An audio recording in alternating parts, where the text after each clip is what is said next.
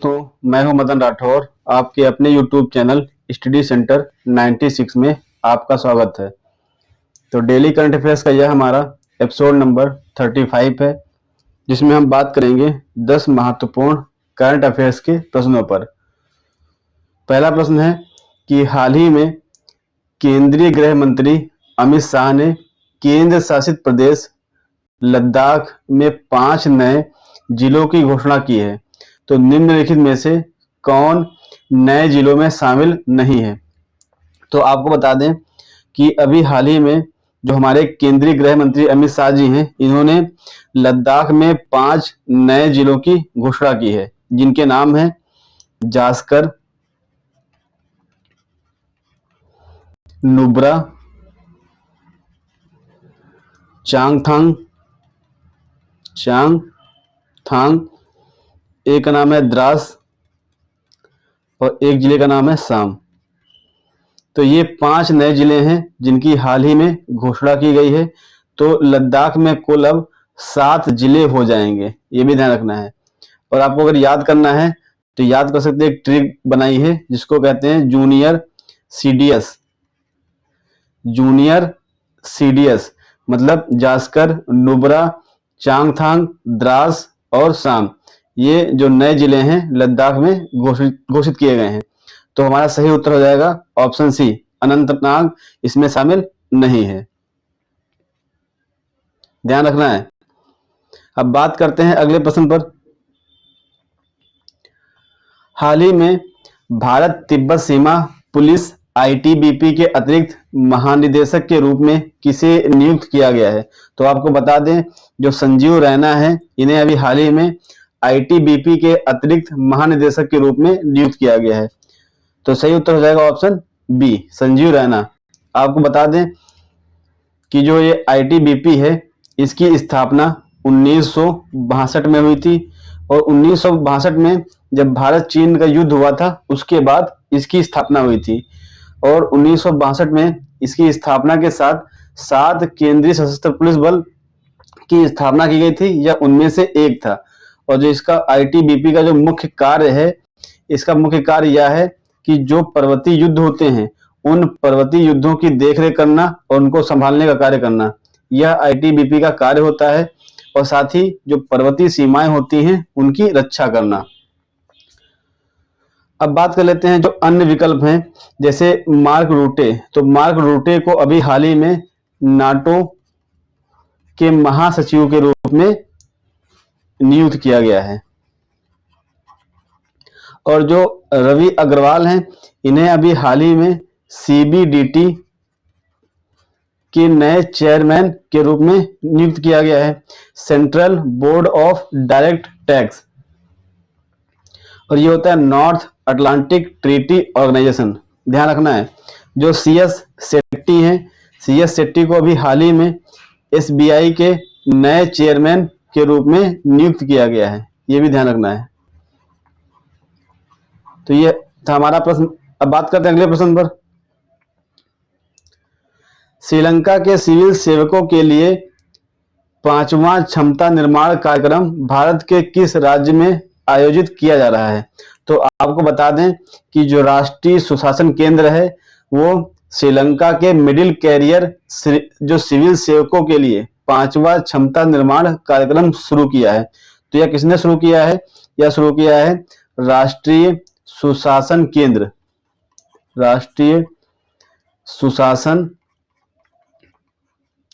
केंद्र ने यह जो क्षमता निर्माण कार्यक्रम है, इसको शुरू किया है।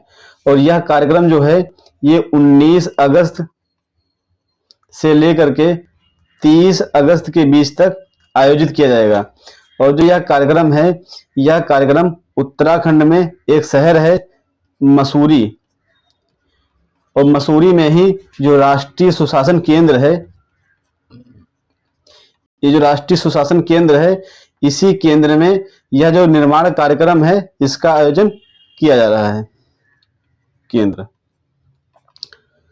तो हमारा सही उत्तर हो जाएगा ऑप्शन डी, उत्तराखंड, मसूरी यहीं स्थित है। अब बात कर लेते हैं कि जो इसके अन्य विकल्प हैं, जैसे गुजरात। तो गुजरात का संबंध अभी हाल ही में गुजरात के गांधीनगर में एक सम्मेलन आयोजित हुआ था जिसका नाम था सहकार से समृद्ध। ये सम्मेलन था, ध्यान रखना बहुत ही महत्वपूर्ण है। असम में अभी हाल ही में अम्बुबाची मेला का आयोजन किया गया है।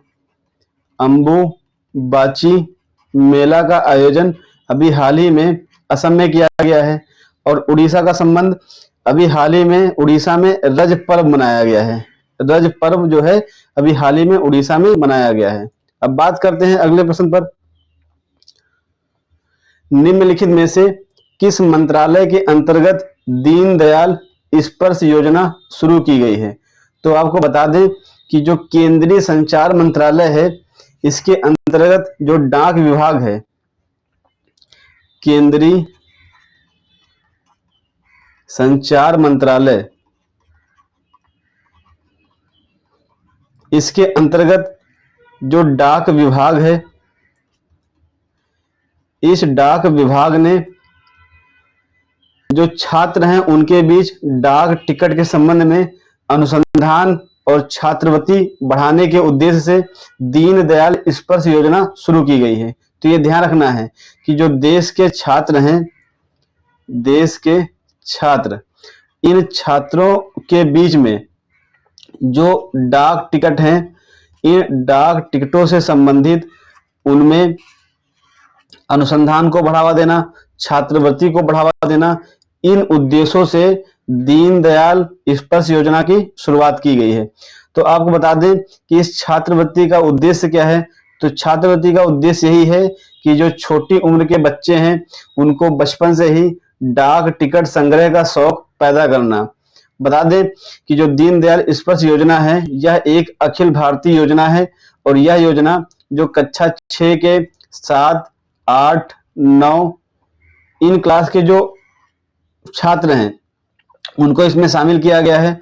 और जो छात्रवृत्ति की बात की गई है, इस छात्रवृत्ति में बच्चों को 6,000 रुपए प्रति वर्ष दिए जाएंगे। ध्यान रखना, प्रति माह नहीं, प्रति वर्ष दिए जाएंगे। और जो ये छात्रवृत्ति रहेगी यह 1 वर्ष के लिए रहेगी। तो ये हमने बात कर ली दीनदयाल स्पर्श योजना के बारे में। तो हमारा सही उत्तर हो जाएगा संचार मंत्रालय। तो केंद्रीय संचार मंत्रालय के जो डाक विभाग है उन्होंने यह योजना शुरू की है। अब बात कर लेते हैं जो अन्य विकल्प हैं, जैसे वित्त मंत्रालय। तो वित्त मंत्रालय ने अभी हाल ही में एक योजना शुरू की थी जो चर्चा में रही थी, उसका नाम था एनपीएस वात्सल्य योजना। और जो शिक्षा मंत्रालय है इसने अभी हाल ही में एक प्रोजेक्ट शुरू किया था जिसका नाम था प्रोजेक्ट अस्मिता।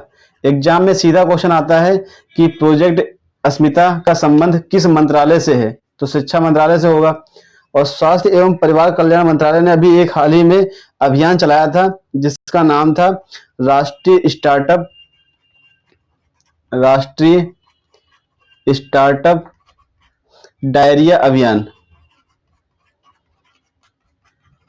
तो ये कौन सा अभियान है, कौन सी पहल है, उसका संबंध किस मंत्रालय से है, तो ये ध्यान में रखना है, बहुत ही महत्वपूर्ण रहते हैं।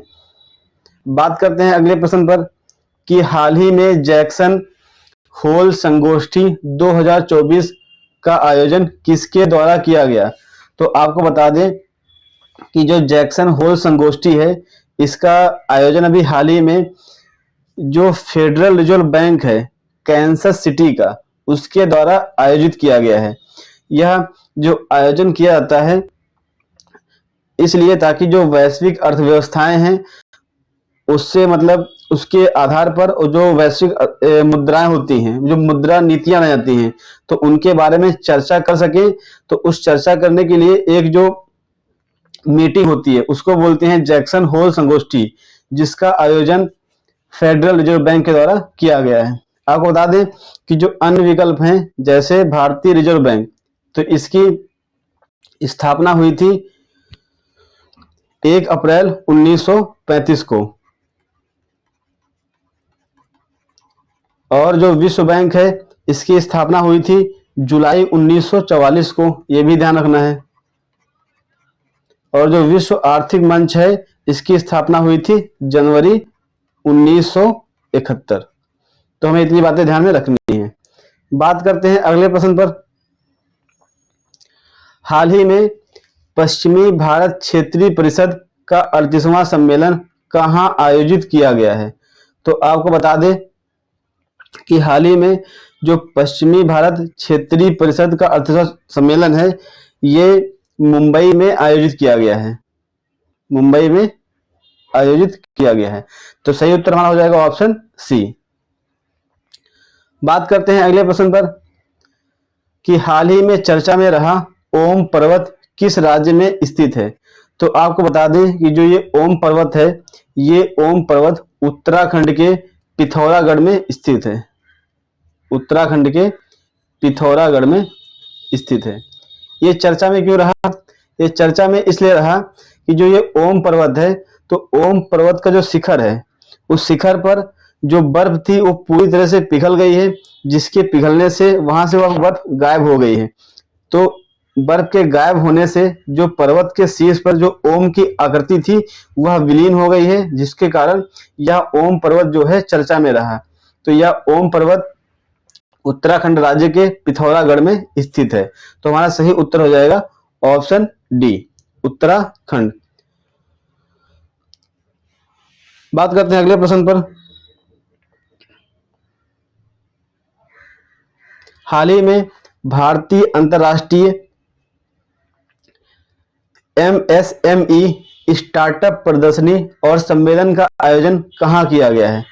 तो आपको बता दें कि अभी हाल ही में दिल्ली में 24 अगस्त को भारतीय अंतर्राष्ट्रीय MSME स्टार्टअप प्रदर्शनी और सम्मेलन का आयोजन किया गया है। और यह जो सम्मेलन है, यह सम्मेलन अभी हाल ही में 24 अगस्त को आयोजित किया गया। बात करते हैं अगले प्रश्न पर।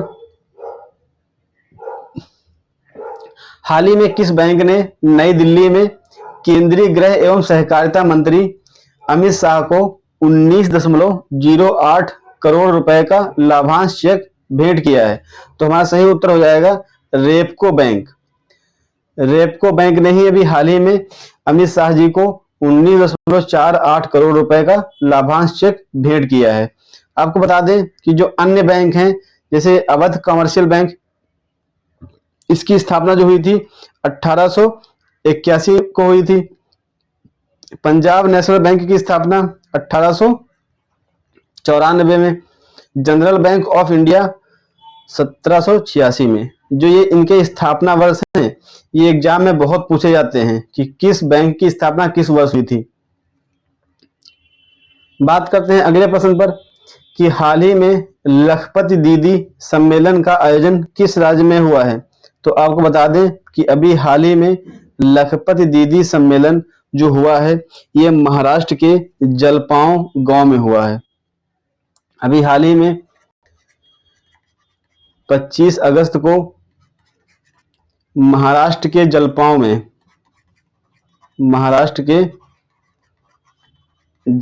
में इस लखपति दीदी सम्मेलन का आयोजन किया गया है। तो आयोजन करने के पीछे उद्देश्य क्या है? उद्देश्य यही है कि जो लाखों ग्रामीण महिलाएं हैं, उनको आर्थिक रूप से सशक्त बनाना और उनके कौशल का विकास करके उनके आजीविका में सुधार लाना। तो यह था इनका उद्देश्य। तो इसकी शुरुआत की गई है महाराष्ट्र के जलपांव से। तो हमारा सही उत्तर हो जाएगा ऑप्शन सी। तो दोस्तों, यह मेरी आज की क्लास थी। अगर मेरी यह क्लास आपको अच्छी लगी हो तो वीडियो को लाइक करें, चैनल को सब्सक्राइब करें और वीडियो को अधिक से अधिक लोगों को शेयर करें, फॉरवर्ड करें। धन्यवाद दोस्तों।